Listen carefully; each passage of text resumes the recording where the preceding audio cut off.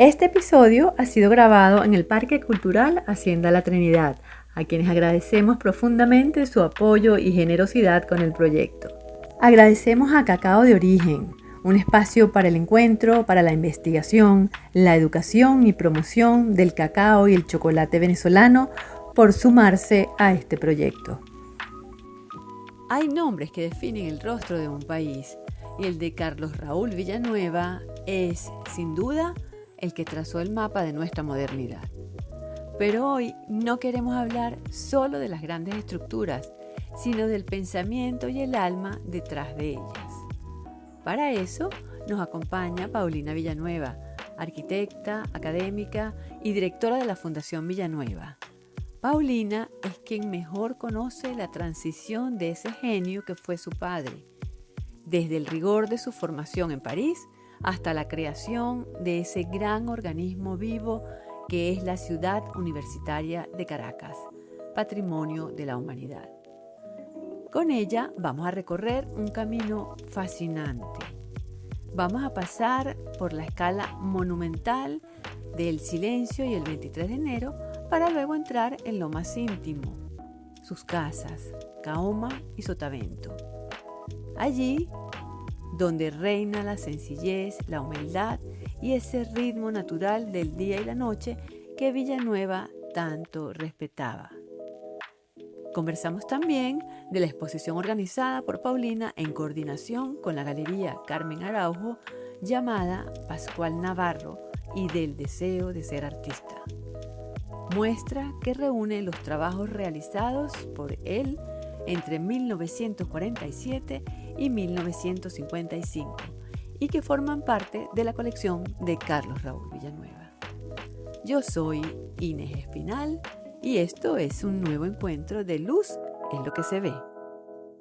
Nuevo episodio, tenemos una invitada querida por lo que representa, bueno, por ella misma obviamente, pero por lo que representa, está con nosotros en este episodio de hoy Paulina Villanueva, arquitecto, quien ha sido pues docente en la Facultad de Arquitectura, coordinadora del Departamento de Diseño, directora del Centro de Documentación e Información de la Universidad Central de Venezuela y bueno... Y de la Escuela de Arquitectura. Y de la Escuela de Arquitectura. Fue mi último. Y sin duda, bueno, quien lleva adelante y sobre sus espaldas y su corazón todo el trabajo de resguardo, difusión de la Fundación Villanueva, Carlos Raúl Villanueva, y con ella vamos a tener una conversa muy sabrosa el día de hoy, este día lluvioso. Bajo la lluvia, se puede llamar conversación bajo la lluvia. Eso es. Pero antes de comenzar esta conversa, quiero recordarles, por favor, que es importantísimo para nosotros que se suscriban al canal, que comenten, compartan si les interesa, si les pareció bueno el episodio, que nos hagan preguntas, que le hagan preguntas a Paulina, que eso para nosotros es importantísimo. También en Instagram ayuda a que la comunidad crezca y que este material se siga difundiendo. Así que gracias. Gracias por la invitación. Estamos contentísimos de que estés aquí. Bueno, Paulina. yo también, se agradecen estos momentos de conversación. No, mira, por muchas razones. Primero por ser quien eres, como ser humano, obviamente, como profesional, pero además como persona que lleva adelante la importantísima tarea que significa mantener la memoria del arquitecto que nos dio quizás forma o que le dio forma y personalidad a nuestra ciudad y a muchas otras ciudades del país. Estamos hablando de Carlos Raúl Villanueva, arquitecto que nos enseñó a entender cómo vivir en espacios como los que tenemos ahora, tropicales, llenos de luz, con arquitectura mínima, pero importantísima en el sentido de entender lo que significa ventilaciones cruzadas, luces, sombra, espacios abiertos porque estamos en el trópico. Sí, bueno. Eh, yo creo que hay una cosa que yo no estaría de acuerdo en lo que dijiste, que mi papá contribuyó en la fisonomía de las ciudades nuestras, ni siquiera tristemente de Caracas. Él hizo una obra en Venezuela, que es donde está toda su obra, la única obra que construyó importante en el exterior es el pabellón de la exposición de Montreal, que fue una obra preciosa, maravillosa, yo siempre he dicho que es la obra cero, donde mi papá no solamente se expresa como arquitecto, sino como artista. Y pocas cosas más. En estos días se ha estado sacando de la gaveta la, el, la casa que le hizo a Jesús Soto en España, que es una de sus casas de la cual fíjate que no sabía. él hizo nada más, bueno, como él le hacía a sus amigos, los amigos se presentaban, porque a él eso no le gustaba, tener una oficina profesional donde él tenía que hacer casas para particulares o edificios particulares, eso no le interesaba. Hizo muy poco, hizo algunas cosas para su suegro, hizo algunas cosas para unos amigos, pero eso era otro capítulo distinto, él las hacía un poco al gusto de la persona, eran generalmente casas buenas, que estaban bien, pero no, y bueno, si le pedían algo así, allá, y siendo Jesús Soto mucho más, ¿Y se construyó la casa de Jesús se Soto? construyó la casa y está muy bien y me acaban de pedir toda la información de los planos porque va a salir en una exposición y documentada en otros trabajos. Oye, pero qué Y interesante, no sabía. la gente está asombrada, sí, y sigue bien y la siguen usando la familia Soto, pues. Entonces son esas cosas raras, pero que mi papá sigue así como croquis particulares. Su dedicación fundamental fue para la obra pública, porque siempre lo digo y lo repito, él vino, cuando vino a Venezuela prácticamente recién graduado, su ideal ya estaba anclado en el espíritu de la arquitectura moderna. Y esa arquitectura moderna, de alguna manera, tenía como vocación fundamental la transformación de la sociedad. Y para transformar esa sociedad a través de un edificio particular, eso tenía que estar trabajando, digamos, para el Estado. Y fue lo que mi papá hizo. Qué interesante lo que dices, porque eso era una de las preguntas que rondaba en mi cabeza. Ese pensamiento de que Carlos Raúl Villanueva pensó siempre en sociedad, o sea, pensó siempre en proyectos inclusivos, no unifamiliares, ¿no? Que hicieran un cambio, una transformación en la manera de vivir de la sociedad venezolana, específicamente más de la caraqueña, ¿no?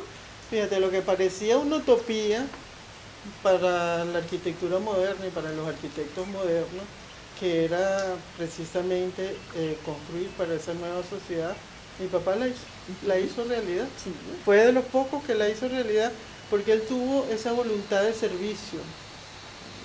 Mi mamá decía que era casi un sacerdote dedicado al oficio de la arquitectura. Él no le interesaba desde otro punto de vista la arquitectura, como otros arquitectos que llegaron a tener obras importantes, pero que eran obras encargadas por gobierno a sus oficinas de arquitectura. Mi papá no, mi papá siempre fue empleado público, del Ministerio de Obras Públicas después. Trabajó para el Banco Obrero, trabajó para el Instituto de la Ciudad Universitaria, Ministerio de Educación. Él nunca fue otra cosa. Es más, oficina no tenía. Cuando ya después al final se hizo ese pequeño taller en Caoma, en el jardín, que es una preciosidad, él trabajaba era ahí con una mesita pequeña y con una máquina de escribir donde hacía sus notas docentes. Los temas que le interesaron fueron básicamente la vivienda, la educación y la cultura, los museos. Ahora, cuando hicimos la exposición en el Museo de Arte Contemporáneo en el 88-89, que fue gigantesca, ahí hicimos un trabajo increíble en los viejos depósitos del Ministerio de Obras Públicas que quedaban en el Llanito. Yo no te puedo explicar lo que era aquello. Aquello eran toneladas y cientos de archivos llenos de dibujos que se estaban perdiendo con toda la historia de la arquitectura en este país. ¿Y ese material? Ahora te cuento, nosotros con mascarillas y guantes nos metimos como 4 o 5 personas. Y claro, la manera de identificar aquello era por el dibujo y por la firma de mi papá. Claro, y ahí, bueno... Por el trazo. Sí, bueno, el dibujo de mi papá era fácilmente reconocible. Y ahí salieron una cantidad de proyectos que nunca habían estado documentados. ¿Y ese hospitales, todo. Bueno, ese material, tristemente, eso se expuso en la exposición del Museo de Arte Contemporáneo. Y después había planos que no solamente eran del Ministerio de Obras Públicas, hay planos que eran del viejo Banco Obrero. De esos planos sobrevivió muy poco cuando eliminaron el Banco Obrero y se convirtió en INAVI. Ya yo no te sé decir si algo queda de eso. Otros fueron de la Universidad Central de Venezuela. Y otros, bueno, los pocos planos que nosotros teníamos de otras obras, como el Museo Soto, fueron los nuestros. Ni pensar que ese material esté digitalizado. Pero al momento de devolver aquello, yo dije, esto no puede volver a este depósito donde todo se está perdiendo. Tampoco nos los podemos quedar porque el material no es nuestro, mi mamá estaba viva, o sea, yo no tenía sitio donde almacenar aquello. Hicimos un registro, no de escaneo, sino fotográfico bien completo, que nos los hizo Miguel Ángel Clemente, y los planos, esa parte del Ministerio de Obras Públicas fue a parar a la Biblioteca Nacional. Bueno, por lo menos de alguna manera está preservado. Bueno, que esté preservado, eso es un decir, porque la última vez que me dieron cuenta de esos planos estaban todos arrumbados en una mesa. Y no sé, bueno, a veces las cosas cambian. Y las condiciones en las que está la biblioteca también, la Biblioteca Nacional. Están comprometidas. Bueno, uno quisiera ser custodio de todas las cosas, pero no se puede. Sí, no se puede. Y fíjate que inclusive nosotros entonces en el 2000, para su centenario, se sacó un libro que se sacó en 4 lenguas, una publicación muy elemental, pero que bueno, se publicó en España, en Italia, en Alemania y en Estados Unidos. Carlos Raúl Villanueva, yo hice la introducción, Maciá hizo los textos de las obras, y ahí se puso la cronología completa de las obras que ya las teníamos, digamos, más o menos claras por la investigación que habíamos hecho. Y de repente, revisando en la carpeta de ingreso de mi papá en la Facultad de Arquitectura como profesor, en una paginita muy sencilla le preguntaban las obras, imagínate cuando se creó la facultad, y ahí ponía el cuartel José Antonio Páez. Y yo decía, no puede ser. Nunca habíamos sabido que el cuartel José Antonio Páez era de mi papá.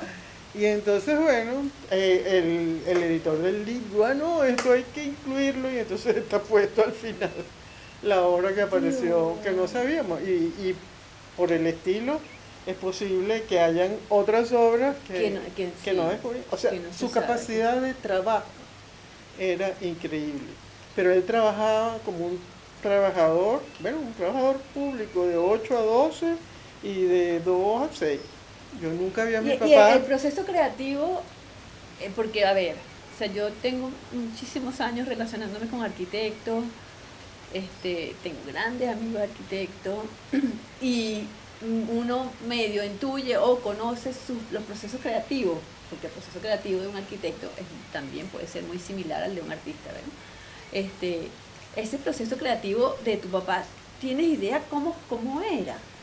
Más o menos, porque cuando yo estaba en primer semestre de la facultad, vino la renovación y después el allanamiento de la universidad.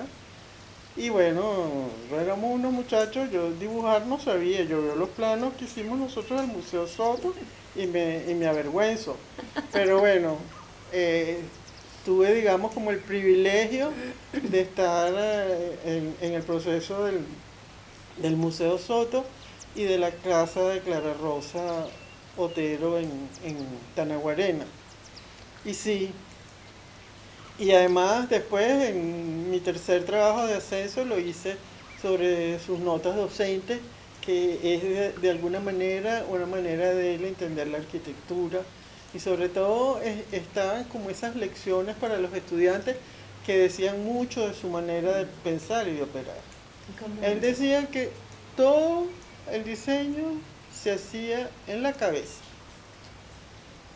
Y yo después de muchos años de mis clases de teoría de la arquitectura, de investigar precisamente sobre el proceso creativo, yo estoy plenamente convencida de que hay ciertas personas que tienen unas habilidades especiales y singulares para los procesos creativos, tanto de la música como de la arquitectura.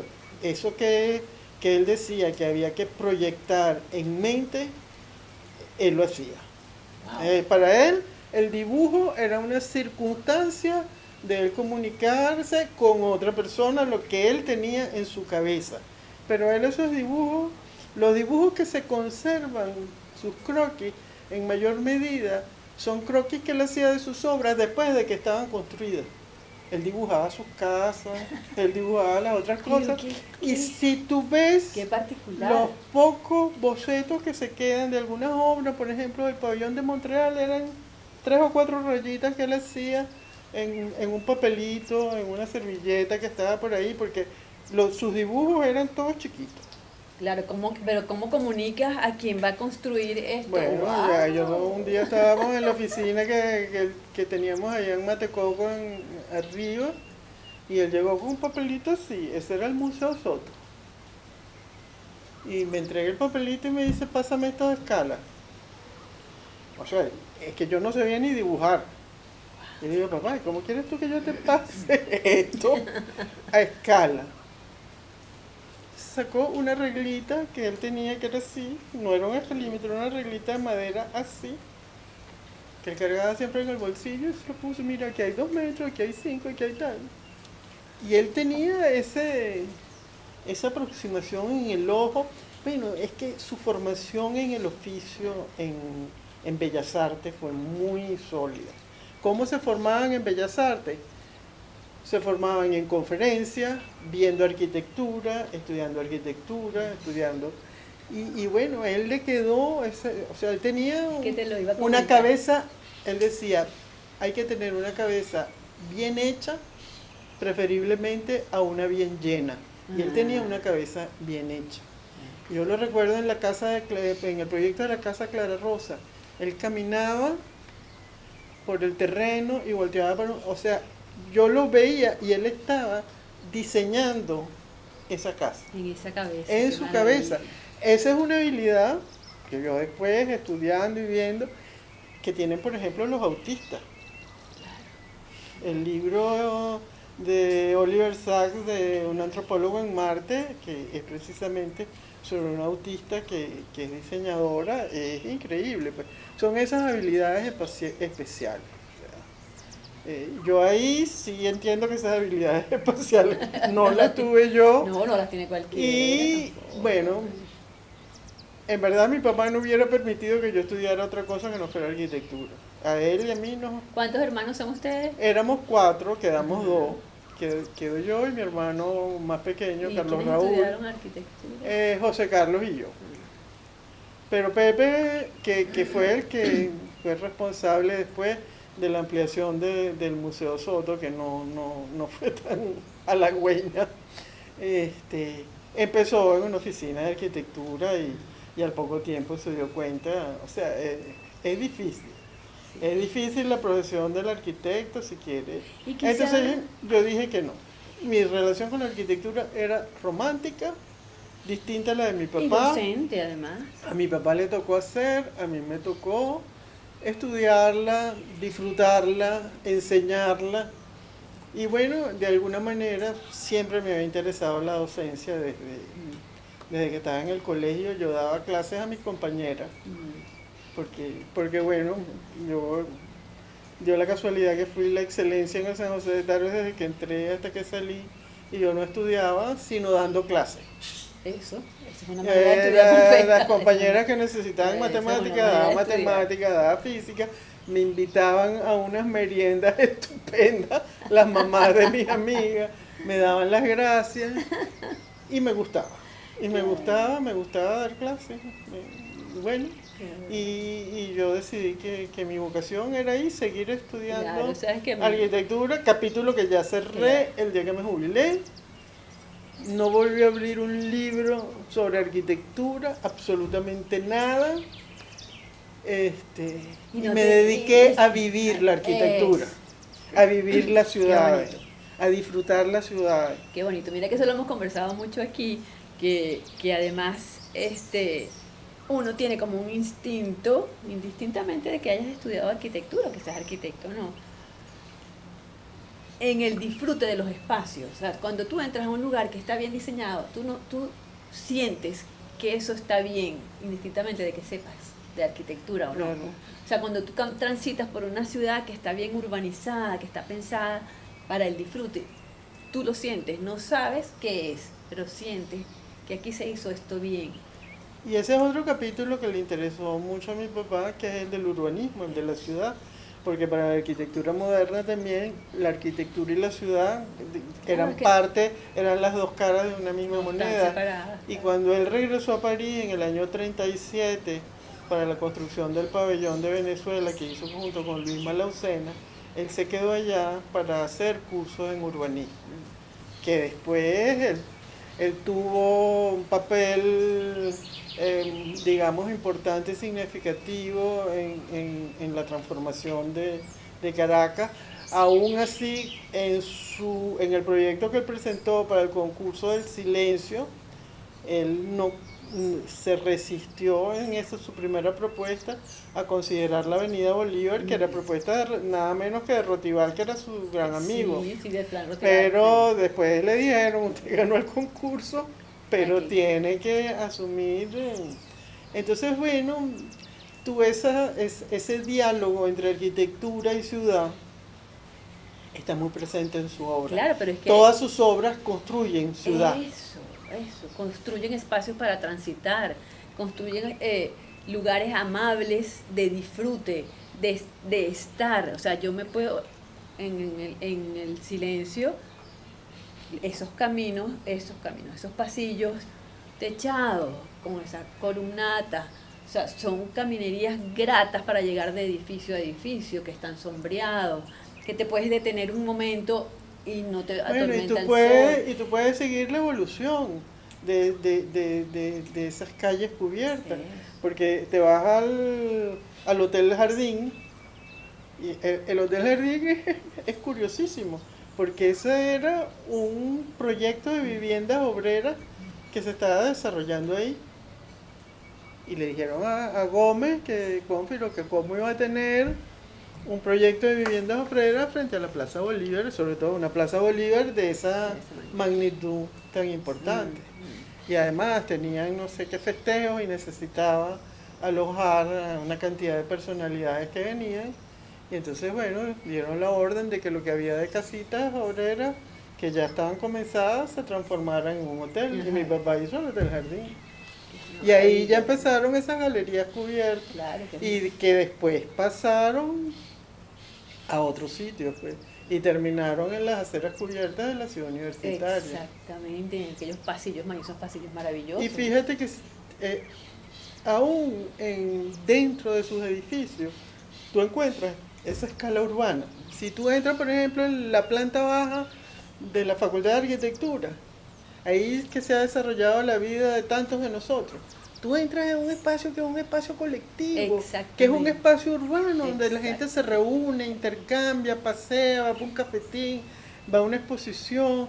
Entonces, no es que tú entres en un edificio en una recepción mínima, limitada, Encerrado, que tienes que tener que aire tú sales acondicionado, de que un no. exterior y de alguna manera a otro exterior, porque ese interior tampoco está cerrado. Y es lo que te iba a Ahí decir, llueve, hay eso, matas, entra la ajá, luz, ajá. ves, y si agarras el ascensor y subes en las torres, en los pasillos de las torres son tan amplios que ahí se desarrolla gran parte de la Es vida así, de la facultad. es así, es así.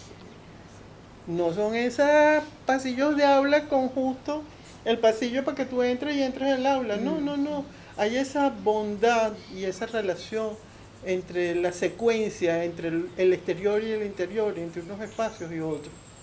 Por ejemplo, en Sotavento, la casa de la playa, que es una maravilla. Yo ayer ya subí de Sotavento. Hay, o sea, la casa cuando tú la abres, no sabe, Es o el sea, afuera y el adentro a la sí, vez, en sí, sí, simultáneo. no. Es más, la gente la ve desde fuera y no saben que es una casa y a veces entra y dice, pero ¿y esto es una casa? Sí, señor, esto es una casa, Qué maravilla. esto es una casa. Porque no Pero tiene los espacios definidos, porque no, nada, en nada, en donde puedes Sotavento transitar. son chinchorros, Ajá. muebles que se mueven, es lo que mi papá aspiraba como lo mejor de la arquitectura, que es simplemente como una piel, esqueleto y piel que te cubre. Qué bonita descripción. Nunca te sientes encerrado. En Kaoma, pese a que es una casa distinta y más cerrada, entre linderos, tú estás dentro de la casa, Y es la casa también interesante, se abre y se cierra y se abre porque a un jardín Kaoma, exacto, maravilloso. Kaoma, por ejemplo, cuando uno la ve en su fachada principal, tú no puedes intuir que a lo que pasa a esa puerta, eso abre un jardín interno Claro, muy porque precioso. mi papá tuvo una primera experiencia con la primera casa que se hizo, Ay, que hablemos de eso, sí. por eso yo hice ese El libro de las tres de casas. Villanueva en tres casas. Él se hizo esa primera casa, mi abuelo, que fue quien junto con Luis Roche urbanizó la Florida, cuando se fueron a casar mi papá y mi mamá, que esa es otra historia también muy bonita, que se casaron en 3 meses. Mi O sea, se abuelo, conocieron y se casaron inmediatamente. O sea, eso fue claro, un flechazo claro. absoluto. Mi mamá tenía otro novio que era a todas luces, lo que yo sé, un tarambana. Y mi mamá estaba muy triste por la pérdida de ese novio, yo no sé qué, y no quería salir de la casa. Y mi abuelo Arismendi, que era plantado, le dijo a mí, no, usted no se va a quedar aquí, vámonos. Y creo que se fueron para el Club Paraíso. Creo que fueron al Club Paraíso. Y mi abuelo entró del brazo con mi mamá y mi papá se estaba tomando algo recién llegado con Carlos Luis Ferrer, que estaba casado con una amiga, muy amiga de mi mamá. Y entonces mi papá se queda viendo a mi mamá y le dice a Carlos Luis, y me dice, Cónfiro, qué bonita esa muchacha, qué lástima que tenga novio. Y entonces el amigo le dice, es que ese no es el novio, ese es el papá. Ella acaba de terminar con el novio, pero si tú Ese quieres, momento. hacemos una cena, mi esposa le invita y hacemos una cena para que se conozcan. A 3 meses estaban casando. Mi mamá siempre decía que mi papá se casó con ella porque hablaba muy bien Bien francés y era verdad. Claro, porque tu papá Carlos Raúl tuvo que aprender Él otra vez. algo sabía de español, algo sabía Tuvo que resetearse porque con en el su español. casa oía a su papá hablar español y los amigos de su papá que venían de Venezuela hablaban español. Pero era un español muy precario que después tuvo que, mi hermano mayor Francisco se reía de ver llegar al profesor de español de su papá. Él aprendió muchas cosas. Igual, mi papá aprendió a nadar con el mismo profesor de nosotros del country club, Qué joven. porque tampoco sabía nadar. Bueno, esas son Qué bonito. historias viejas. Qué bonito. ¿Tú te pareces a tu papá? ¿No te lo han dicho? Ahora me parezco O sea, te más a estoy mi ahora que te mamá, veo de mis cerca. hermanos y sobre Los todo ahora ojos. unos sobrinos, hijos de mi hermano Francisco, se parecen bastante a mi Mm, papá. mm, Pero bueno, son esas historias. Esa primera casa, entonces, mi abuelo le regaló un terreno, que todavía está el terreno, la avenida Andrés Bello se llamaba Los Manolos, porque en Mujica y sembraron todas las calles de la Florida con especies de árboles distintos que entonces las calles recibieron el nombre de los árboles, los abillos, los amanes, las acacias. Y la avenida Andrés Bello era Los Manolos. En la esquina de Los Manolos con la avenida Los Amanes hay un concesionario de carros que todavía sigue ahí. Ahí estaba esa casita que se hizo mi papá. Entonces mi abuelo le dijo, mira, el terreno es suficientemente grande, divídelo en dos, haz una casita para ustedes y haz otra casita para la venta. Y mi papá hizo una casita esa que vendía mi abuelo, que eran buenísimas, de estilo vasco, en algunas fotos medio sale.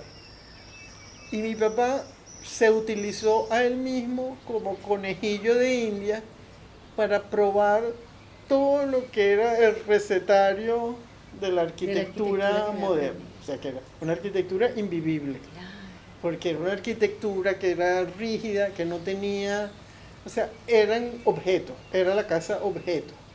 Esa casa podía estar aquí, podía estar en Brasil, podía estar en Holanda.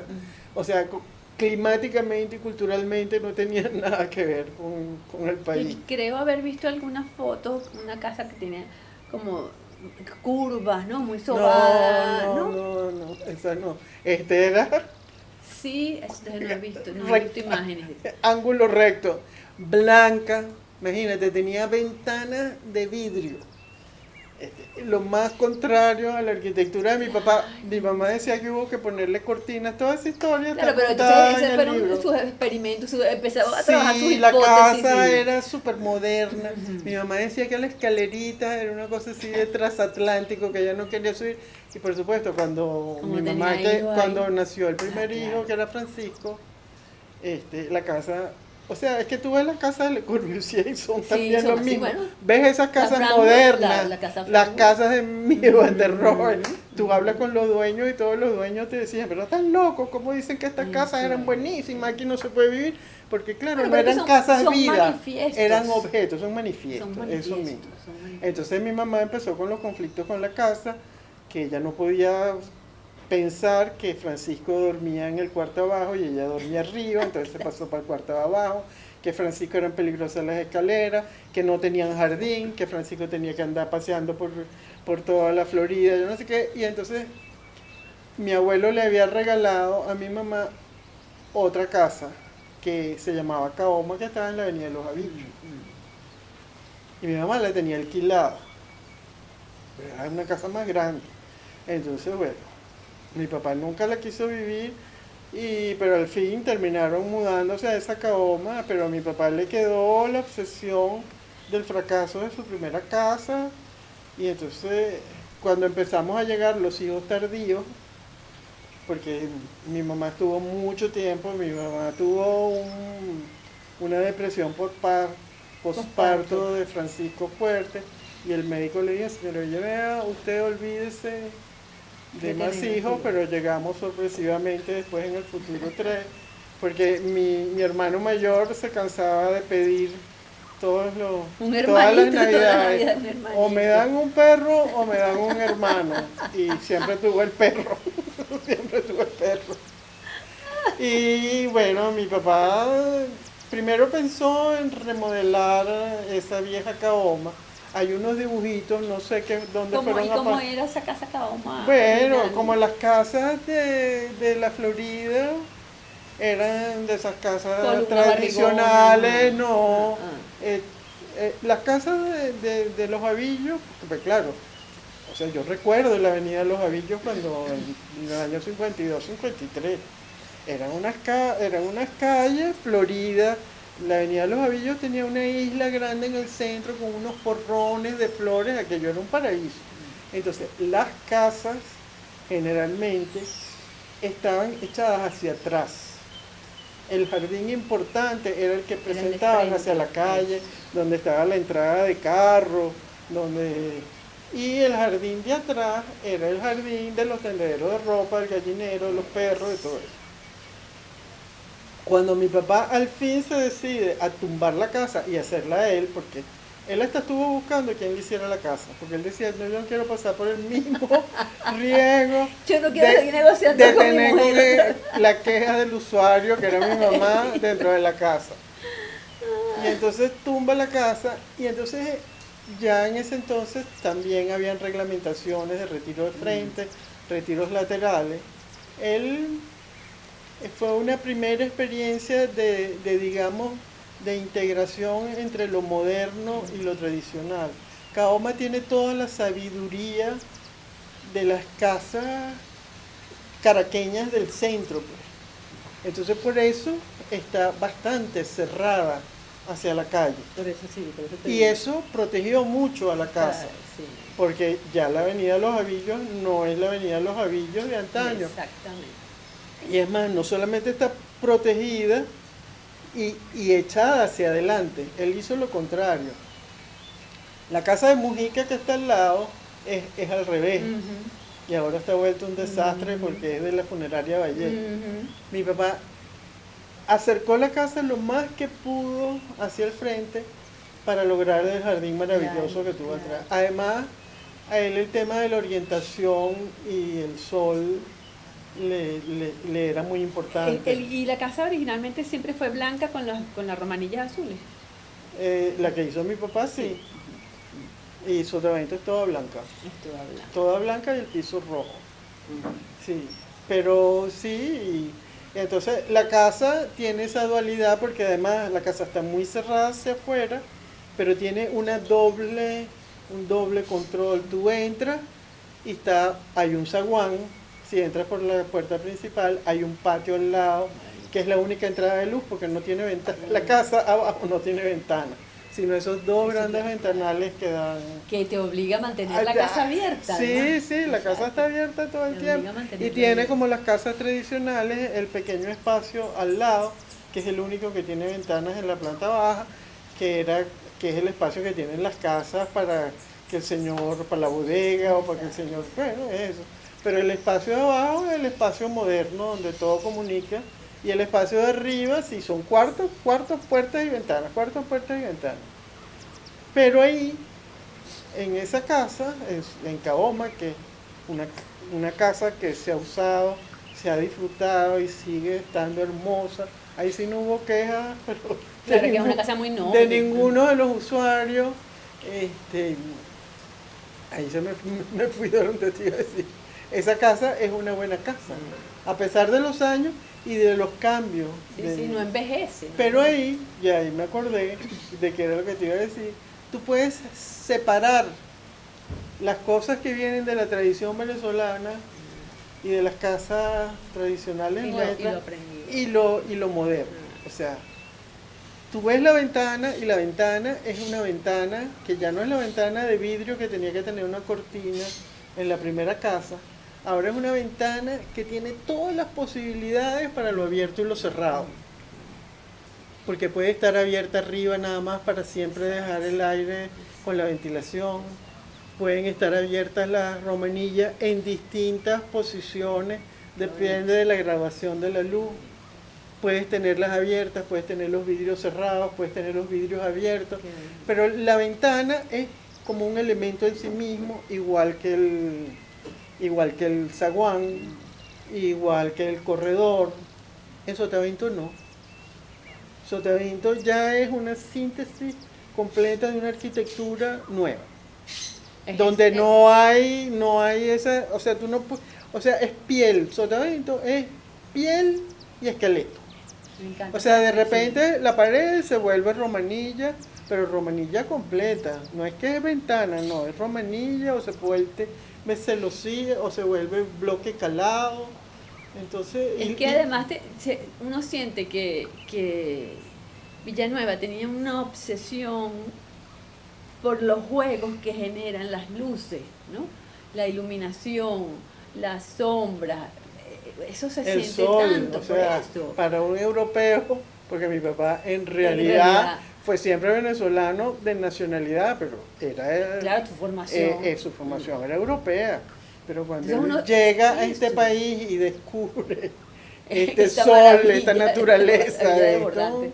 o Sí, es que se sea, siente que era como, o es sea, él que yo sufre una necesito que transformación. exista un espacio en cualquier lugar donde entre el sol, pero que además cuando ese sol cambie de lugar se sienta que está cambiando. Bueno, y él se interesó muchísimo por la arquitectura colonial venezolana, le gustó muchísimo, la estudió, o sea, él se volvió un criollo, o sea, fue un proceso de adaptación y claro, en el cual jugó un papel muy importante mi mamá y mi abuelo, que eran, o sea, mi abuelo Arismendi, que fue gran urbanizador, cuando vio entrar a mi papá, comprendió que estaba y se lo dijo a mi mamá. Mira viejita, tú te encontraste con un personaje singular, tú te tienes que poner de lado para que este señor haga lo que tenga que hacer. Y él colaboró con mi abuelo haciendo casitas por todos lados, en los Rosales, en la Florida, aquí y allá. Pero eran así, Sí, y con mi abuelo aprendió de esa manera de vivir los venezolanos. O sea, tú ves las casas y los apartamentos que él diseñó de toda esa arquitectura pública y es increíble. El mismo Polito Martínez Olavarría, cuando estaban en, en los proyectos esos del Plan Nacional de la Vivienda, él dice que él llegaba a las oficinas y veía y decía, pero es que esto es increíble. O sea, la similitud que hay entre lo que ustedes están proyectando y lo que la gente vive. Que eso no es fácil, la arquitectura a veces se monta unos cráneos y una racionalización que intenta meter la vida del hombre en unos espacios que no son aptos para la vida. Entonces es complicado. Eso yo siempre insisto, que la definición que a mí más me gusta de la arquitectura de mi papá es que la arquitectura tiene por objeto la construcción del escenario donde se desarrolla la vida del hombre. Eso de pensar que la arquitectura es para la vida y no para otra cosa. Qué bonito, porque fíjate que hemos conversando una vez con Elisa Silva, que también es arquitecto, reflexionábamos acerca de eso, ¿no? De lo interesante que es la arquitectura popular, o sea, de la gente que se diseña su ranchito, su casita, o sea, que se la construye, porque básicamente no se la diseña. Esa gente muchas veces entiende, lo que hace es que entiende cómo vive ella, y en base a eso ejecuta su casa, produce su casa, construye su casita. Y que muchas veces hay que mirar cómo la gente vive Eso, para que la arquitectura sea el escenario correcto de esa vida.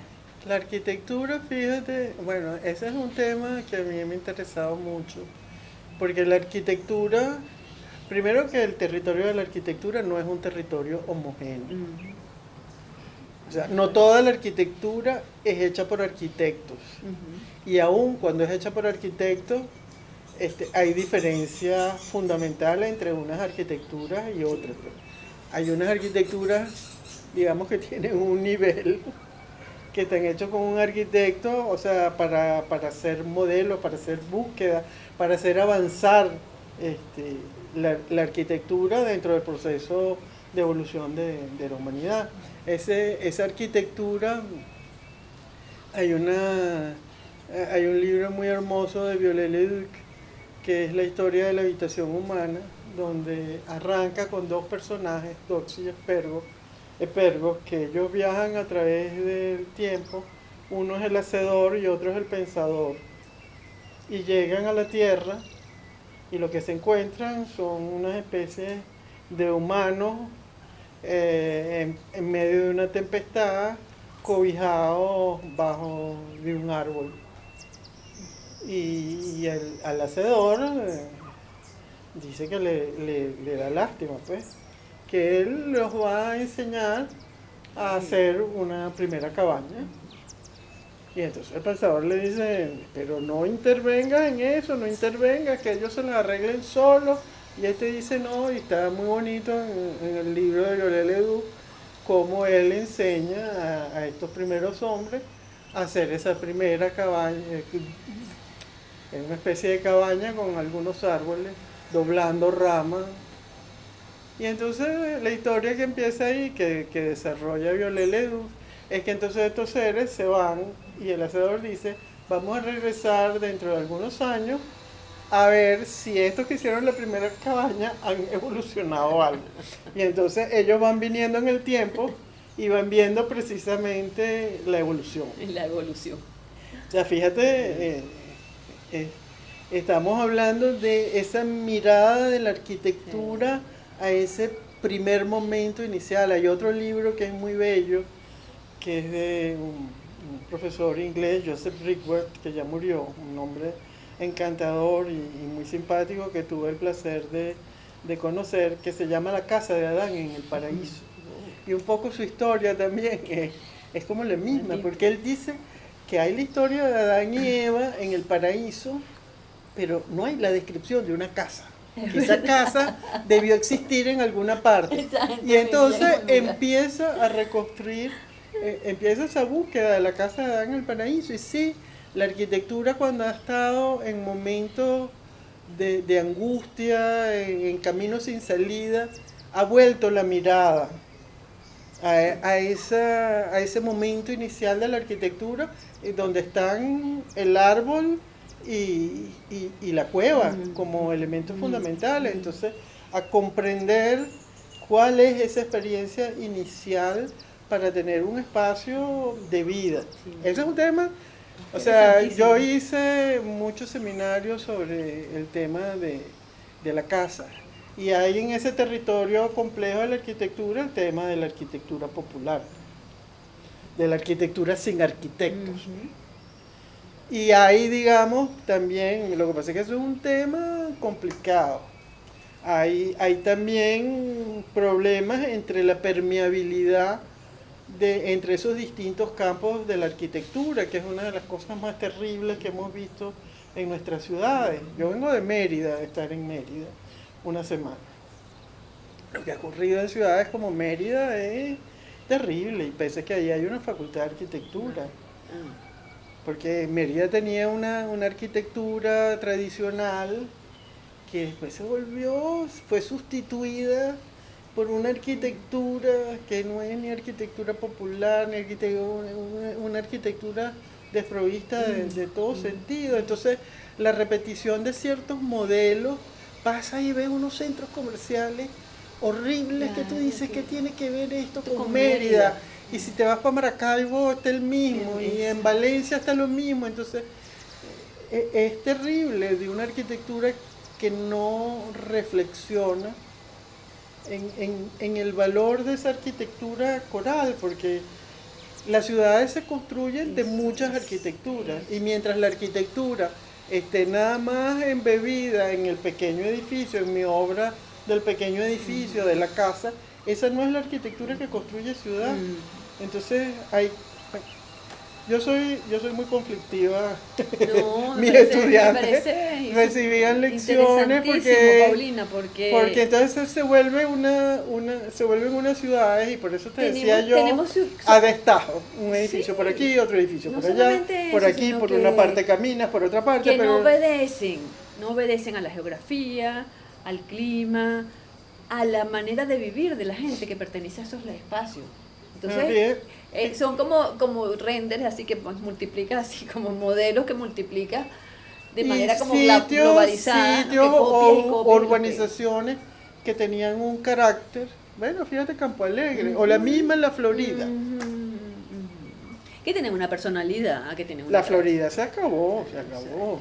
La calle real de La Florida, que era nuestra calle de toda la vida, primero que hasta le cambiaron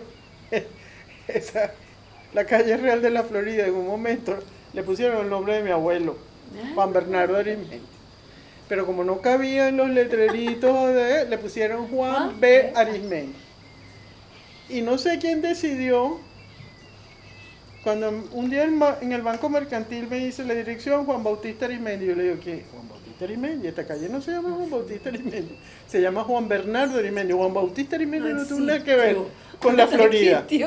Y no hubo manera. Tú preguntas, busca la dirección de cualquiera de los comercios que están ahí y nadie, nadie en el municipio, alcaldía, nadie se encargó. Ahora la calle, por definición, la llaman Juan Bautista Arismendi porque no hay un conocimiento y todo lo que existía en esa calle real de toda mi infancia, todo eso desapareció. Paulina, quiero preguntarte, esa vinculación que tuvo tu padre toda la vida con el arte, esa que quizás a lo mejor él hubiese sido artista también, ¿no? Artista plástico, porque es que tenía además una visión de cómo entran ciertos autores en ciertos espacios arquitectónicos, cómo maridan, cómo... Eso es muy singular. Es una belleza. Porque yo te puedo dar fe de que en su familia nadie tuvo esa vinculación con el arte, absolutamente para nada.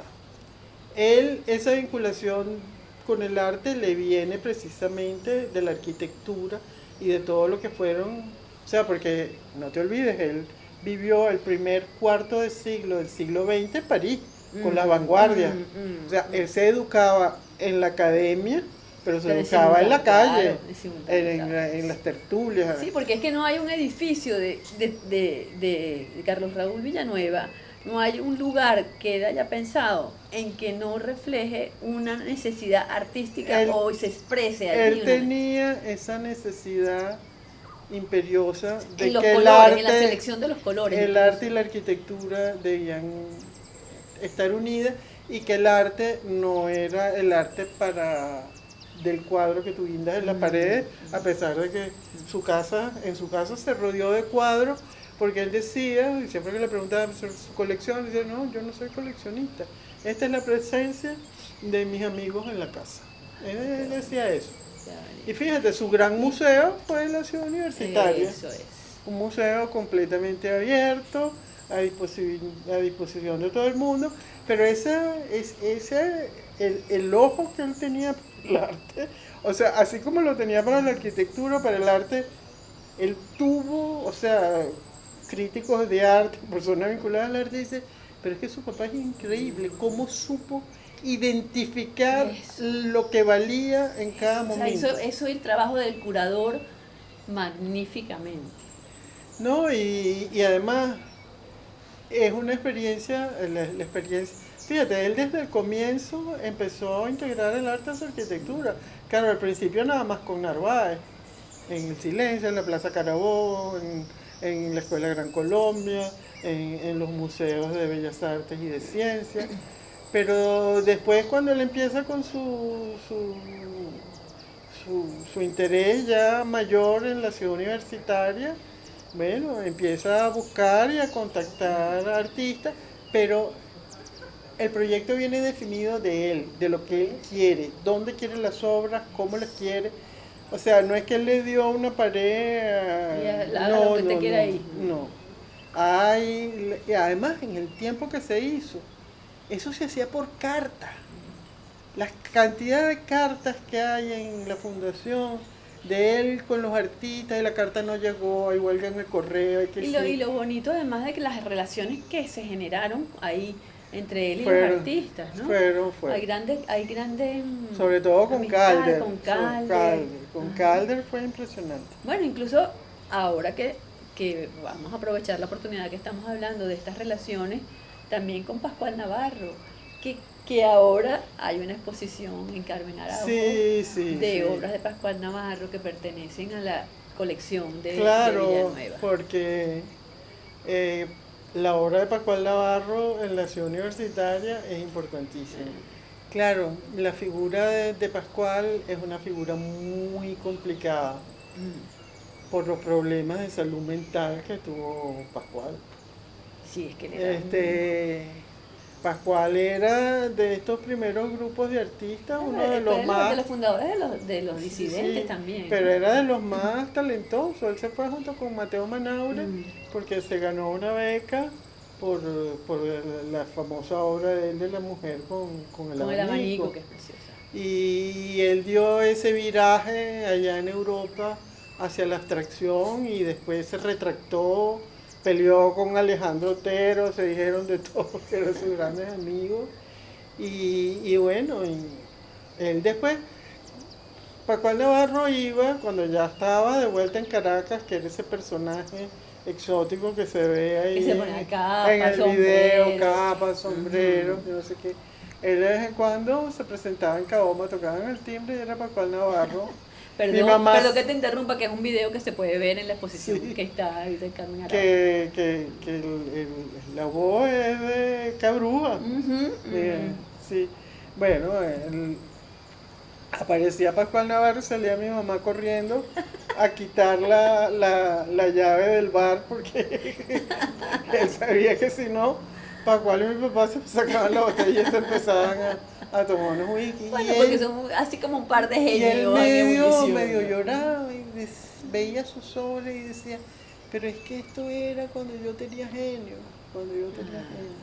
Porque él, bueno, después tuvo una crisis muy, antes de venir, cuando ya se lo trajeron fue por una crisis Ujú. muy grande que tuvo y bueno, y después aquí él lo que hacía era participar en programas, de opinión, bromas, sacar artículos, cosas, pero no regresó, pues, o sea, es difícil, bueno, es eso, un genio momentáneo, por eso que está ahí en la Galería de Carmen es irrepetible, Es así. porque más cuadros como eso no existen, Mm. eso es, estaban en yo me quedé con gran parte de las obras Esas de, eran piezas que arti- estaban en de Sotavento. artistas nacionales, bueno, unas estaban en Sotavento, otras estaban en Caoma, otras estaban en mi casa, pero todas mías. Mm. Yo me quedé con las obras de Armando Barrio, de Alirio Rama, de Narváez. Yo me quedé con gran parte de Feliciano Carballo, yo me quedé con las obras de los artistas nacionales. Y bueno, y las he disfrutado y me gustan muchísimo. Y son unas obras espectaculares, pero bueno, es eso, un momento dado Sí, sí. de luz. Yo después siempre le contaba a Carmen que el día, el día del funeral de mi papá, que se hizo el velatorio en Caoma, que eran otros tiempos, pues la casa estaba abierta a la calle. En ese entonces, en el año 75, problemas de seguridad no había. Mm. Y de repente como a las 4 de la mañana veo yo a las amigas de mi mamá, a mi tía guardando las carteras y los anillos. Y yo dije, ¿quién habrá aparecido por ahí? Y me asomo y era Pascual, con su clavel rojo, su sombrero. Claro, cuando esta se... O sea, era difícil, te digo, porque mi mamá era una caraqueña convencional de las hijas de María. En Caoma se rezaba el rosario en familia. Y a veces las señoras preguntaban, ¿dónde está el baño? Y cuando iban al baño de Caoma salían horrorizadas. Y decía, aquí no habrá otro baño.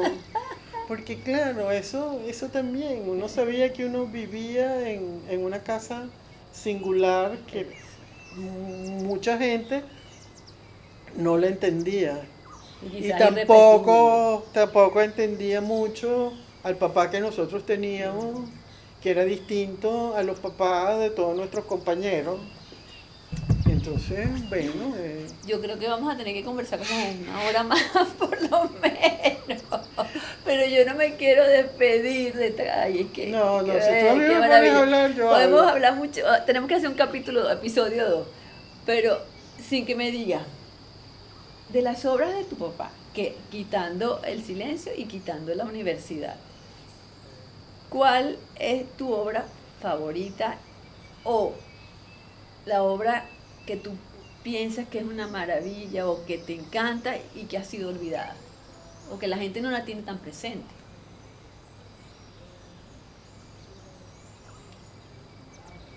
Bueno, no, porque todas las tienen presentes, inclusive hasta los museos en el estado de deterioro actual que están. ¿Cuál es la tuya favorita? Quitando de las dos. Las casas. Pero esas tampoco están olvidadas, todo el tiempo. Tiene los ojitos aguarapados. Todo el tiempo hay gente. Eso es lo más increíble en la obra de mi papá. Que hay gente que vive en esa obra todavía y de vez en cuando hacemos un evento y se te acerca una persona, pero es que yo vivo en un apartamento de la Francisco de Miranda y estoy agradecido, o en la Delgado Chalbó, o mismo en Maracaibo, y tú dices, bueno, pero eso es esencialmente, la obra de mi papá siempre ha sido reconocida la cantada de cumpleaños que se hizo en el año 2000, del centenario. La gente que había era gente, no eran arquitectos, eran personas, familias, qué bonito. de los empleados de la universidad, gente que había estudiado en la universidad, que vivía en el silencio hasta en el 23 de enero, en todos lados. Gracias por esta conversa. Bueno, fue larga. Uy, maravillosa. Ay, fue maravillosa. Quizás me fui por otros derroteros, no, pero estuvo bellísimo esto. pero bueno.